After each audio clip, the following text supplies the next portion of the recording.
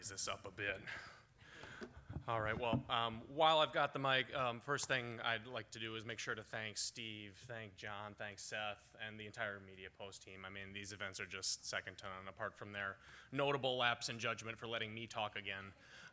They just do a phenomenal job here, so I really want to give them credit for that.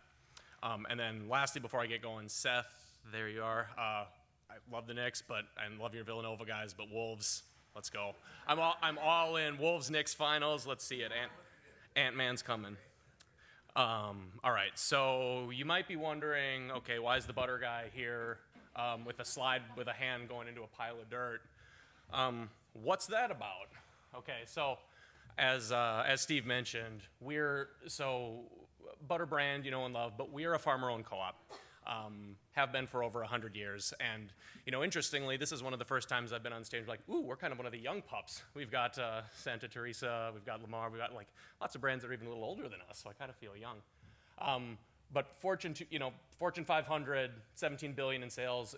Our cooperative consists of 2,800 members, a lot of dairy farmers and a lot of row crop farmers that come together with over 9,000 employees. So we're a big cooperative, but I think the thing that is most interesting or most important to us about the cooperative model, you know, is less about the business structure and more about like what the cooperative nature of how we operate brings to bear.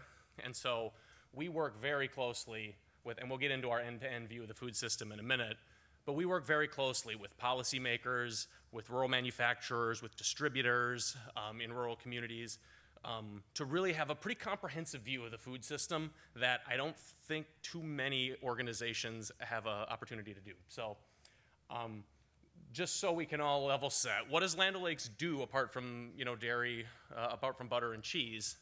All right, so we have 4 core business units in actuality.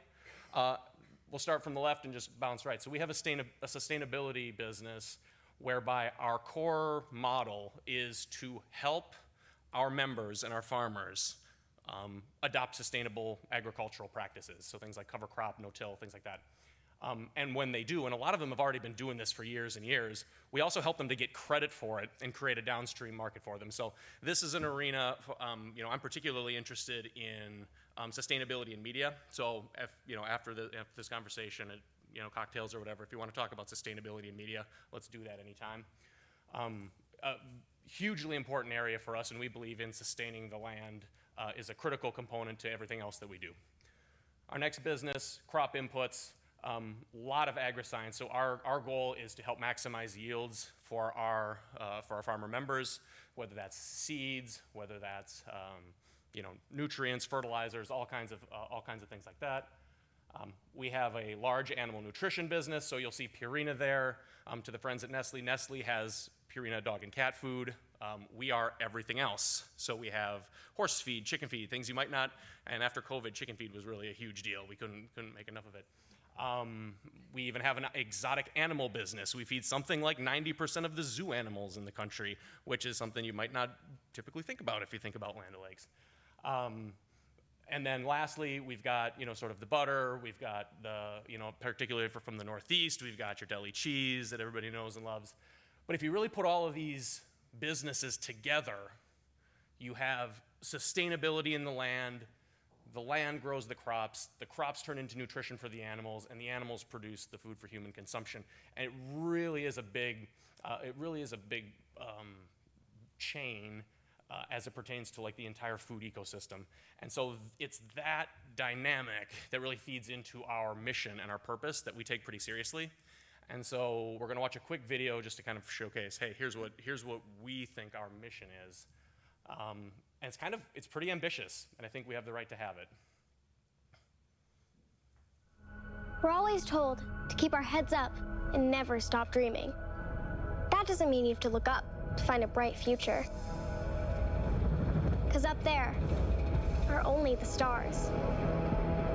As farmers and friends of farmers, we believe everything we need for a better tomorrow, for everyone, is right beneath our feet. The land that made us, the soil that feeds us, the roots that connect us. And that's that's why we keep building the future of farming right here. Because astronauts can't take billions of people to better worlds. But we can bring a better world to billions of people.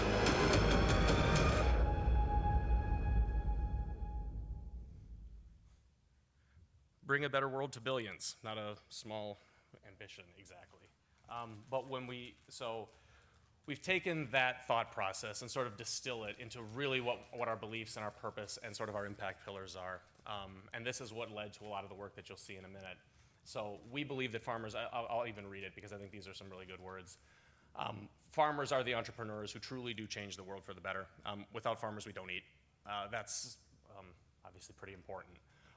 And our purpose as Land O'Lakes is to put our farmers and our members at the heart of creating that better world for all of us. And the way that we do that is threefold. So there's sustainable futures, making sure that sustainability is part and parcel to everything we do, ensuring a safe and plentiful food supply, and then lastly, maintaining vibrant rural communities, because these communities are where our members live. It's where a lot of America still lives today. And that last section, that vibrant rural communities, that's what we're going to spend a little bit of time talking about today, because this is where I think there's a lot of really vibrant and really exciting stories to tell. And this is where we've spent a lot of energy. And so, quick show of hands, if everybody's game for this, does anybody happen to be from a rural community or like a really small town? A couple over here, we've got a few here. This is, okay, yeah, all right, we've got a few. So hopefully this is sort of like reflective of what you see or what you remember from your towns. And so we're really making it a point to shine a light on this on the vitality of rural communities. And so one of the things that we found when thinking about our communities is that the values that people, there seems to be this dichotomy of like, you've got urban people or you've got city people, and then you've got rural people, right? And these cultures can't really get together, and there's this huge divide between these cultures. But really when you boil it down, and we've done a lot of studies to validate this, people have the same values across this divide, and we're doing everything we can to try to bridge it together. So your family, your friends, that precarious balance between security and freedom, really working hard for what you've got, faith. These are all hugely important, regardless of whether you're from an urban or a rural community. And yet, when we sort of like put our hats on and like, what does rural America look like? We still kind of get this, what I'll say, outdated, you might say backward view.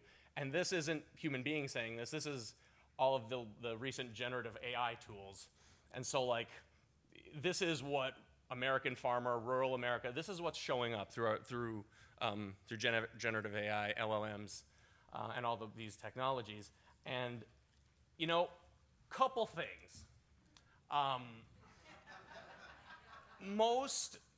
So I know a lot of farmers. So our members are all farmers, so we know them. Yes, there's some flannel. It's not all the time. Like there's some flannel, I got it, yeah, like, yep.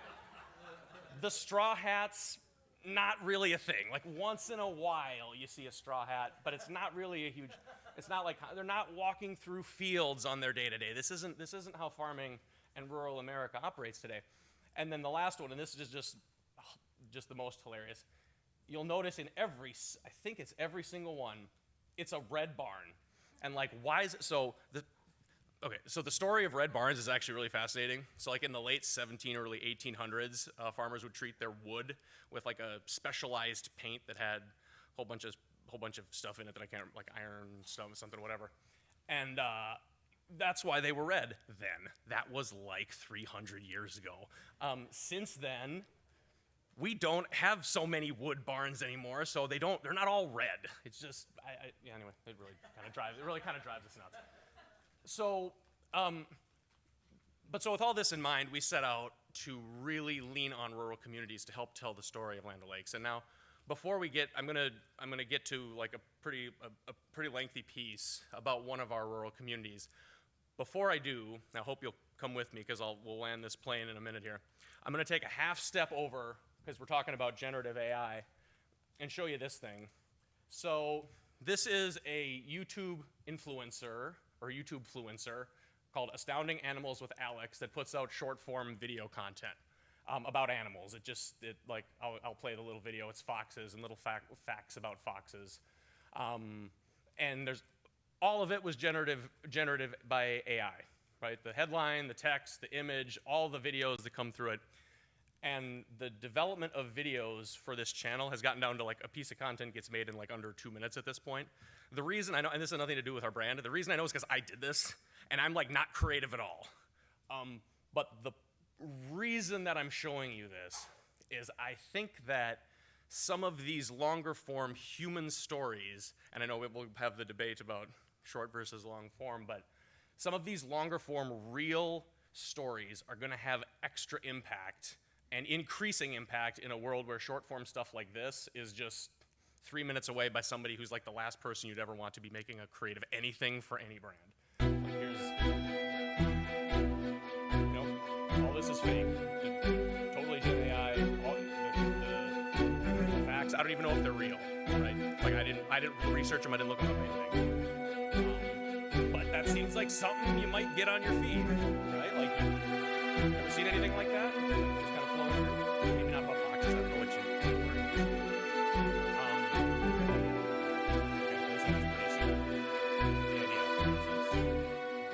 you get the idea. So again, totally artificial. And the speed with which this type of content can get created goes exponential. And so this is where we're really leaning into our true stories. And so like, okay, well, how about a real story?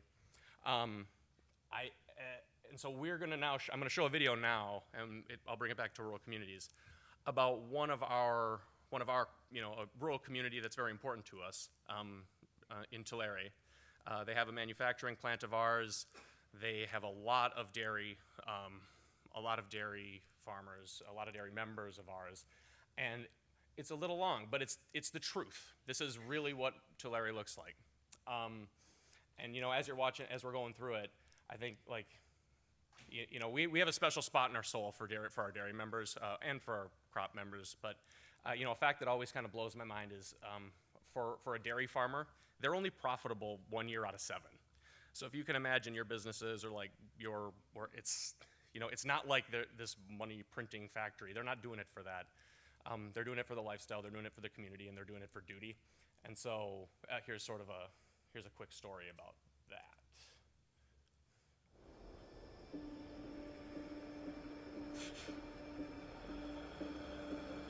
Farming isn't just a job. Farming is a lifestyle.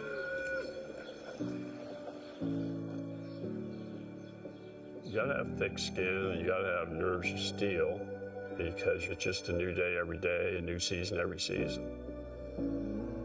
We have really high standards for our food. If we don't produce our own food, then we have to take whatever is available from whatever country it comes from. Well, agriculture has been the heart and soul of Tulare for the last 100-something years. We provide many foods that are on America's kitchen tables. My great-grandfather started this first facility here, and it's got passed on from my grandfather to my dad, and now me. We recently had a disaster. We all pulled together to get through it by helping move cattle and house cattle. And I've never seen that much water in my life. People were swimming, moving cows. Wasn't their cows, wasn't their dairy, but it was their community. We get together for coffee every Thursday morning, 9 o'clock, 10 to 12 guys show up. It's kind of our country way of networking, if you will.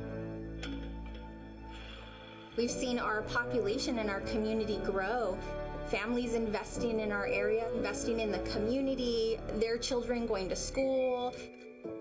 Having multiple generations in the same area is amazing. And we get to use that history, not forget it, but use it and build upon it. Over the last 30 years, we have seen significant expansions in infrastructure. There's a lot of advanced technology happening right in our own backyard. Not a lot of people know about it. Modern technology really contributes to today's dairy farmer.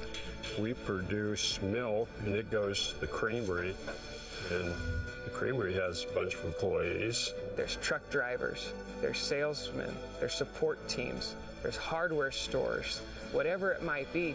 We have better understood our relationship with that cow so that when we are taking care of her, she can better take care of us. And they depend on us just like we depend on them. It's all connected. We all need each other.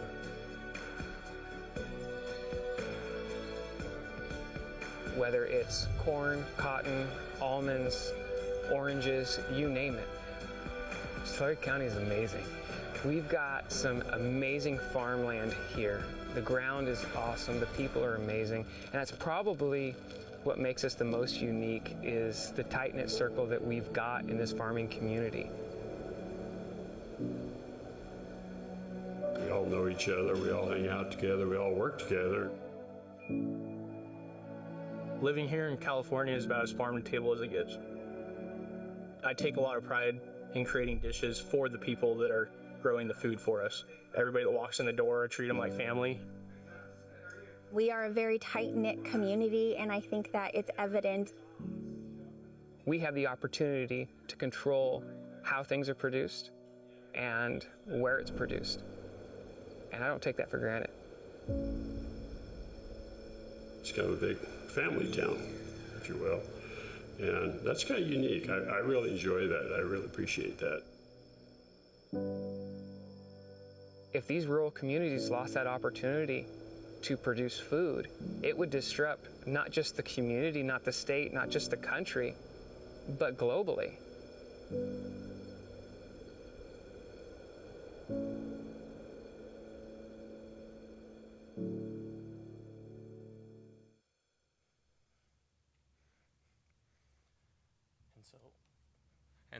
Oh, thanks.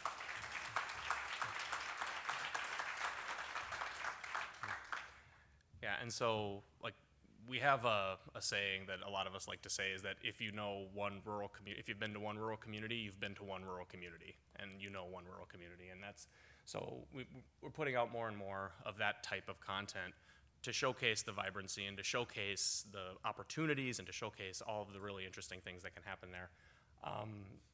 And, you know, so that was a 4-minute piece of content, and it was really one of our better performing social pieces of content that we've had. And I know that's not always the common dynamic, but I think the level of interest, and so like we'll you know, because we're at Media Post, we'll talk about a few media things that we've done to sort of promote and support this. We came up with this idea of rural media networks, and so like, you know, we've talked a lot about influencers and getting them equity in your product. That's not really what's happening here, but I think we were going for, you know, getting our influencers equity in our stories. And so, yeah, like, so on the right there, you've got Growing Little Humans. You know, she was a paid micro-influencer, but like, we didn't tell her, we totally did, here's the video, say what you think. And she was from the Tulare area, and just the most glowing, you could feel her emotion come through it.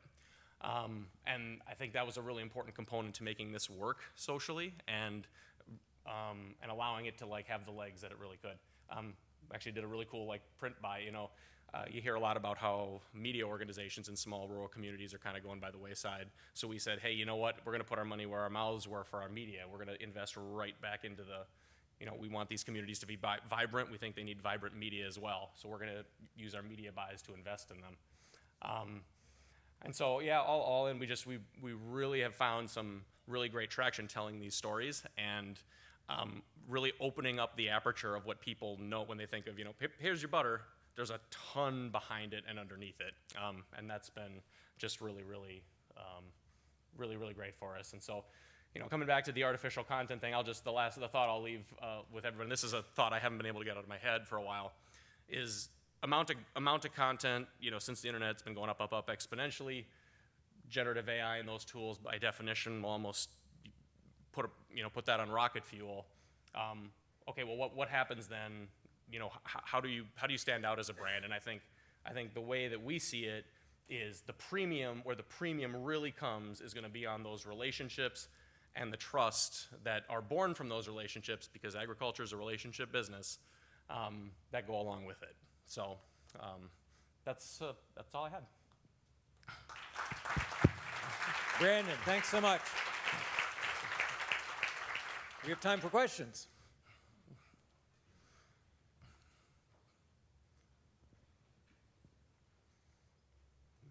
Since you're a media guy, Brandon, bring us deeper into the media plan that comes off of this. How did the messaging influence the nature of the media plan that you came up with for it? Yeah, and I think it sort of was the reason we went with the local strategy, right? Like, so obviously we weren't just trying to talk to ourselves, tell Tulare how awesome Tulare is, but we kept the radiuses pretty close and pretty tight. So we invested in, we invested in the pubs, invested in media companies that were from the area. That was huge. Influencers that were from the area, athletes that were from the area, and just kept it really tight. And because of that relevance, right, like that just sort of cooked in relevance and that cooked in passion, we sort of harnessed that and leaned into that, and then it just sort of took on a life of its own. And that's happened. It's not just in Tulare, right? It's all over, Fort Dodge, Iowa, all over the country that can happen. Hey, Steve, we got one right here. Oh. Matt Liebman from GSTV again. You mentioned sustainable media and talking about that later at cocktail hour, but if you want to give us a sneak peek in some of the areas where you're seeing sustainable media done best. Sure. I mean, so there's a lot of, it seems like a very nascent and emerging space, to be sure. But we know that for all the great work of targeting and inventory, moving around and all of that stuff, that's electricity, that's energy, that's carbon. And so to the degree to which it becomes important to, offset that or make sure that all of our industry operates in a sustainable way, I think it's just something that we need to continue to move towards. And, we as, again, with our end-to-end supply chain, we're in a pretty unique spot to have some interesting conversations because we have carbon assets that come directly from the farm, right? Like we have the sustainable practices of farmers, members that are real, that are, something that I'd be happy to talk about the value of. I think there's still a lot of like standardization in media sustainability that has to happen yet, but when it does, we'll be there and be ready for it.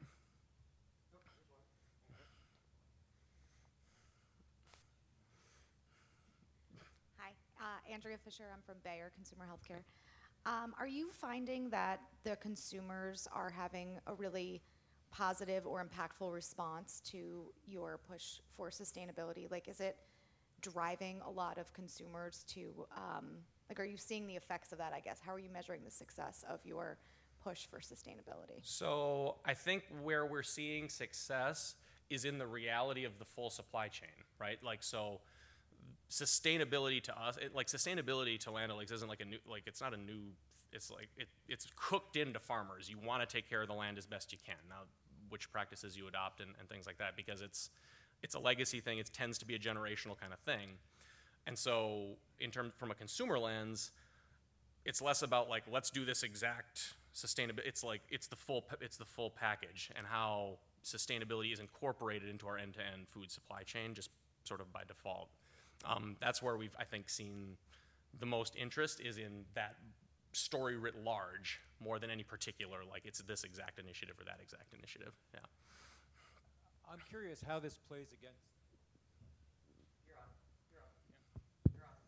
I'm curious how this plays against competition, because one of the things that Land O'Lakes is experiencing is a number of heretofore regional brands that have gone national lately, and they've brought with them some of these similar themes of authenticity, regional roots. So I'm curious, as you're forming this strategy and you're seeing this competition come up, how are you differentiating?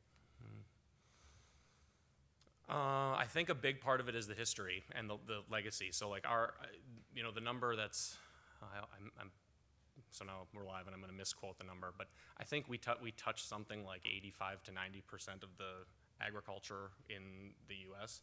So it's kind of like there's some scale there already. And we've been a co-op since we've had this cooperative model since well before it was cool, right? Like that's just kind of how we've operated since like the 20s. And so I think leaning into that is part of the messaging. And like there's a really interesting when someone discovers this for the first time about us, it's a really powerful moment for a consumer. So they've, a lot of times what we'll hear is, if you're from the Northeast, it's a love your deli cheese, or if you're from anywhere else, love your butter. Had it, since I was a kid. It's in my fridge all the time. Then but then there's like a discovery unlock moment where like, whoa, all that's true. And then that's sort of like a reinforcement thing. And so because we're from that position of, we're in a position of like heritage nostalgia to your point, but like you're rediscovering us for the first time. I think that's really been a powerful thing that's worked to our advantage. Brandon, welcome back. Thank you again. Thank you.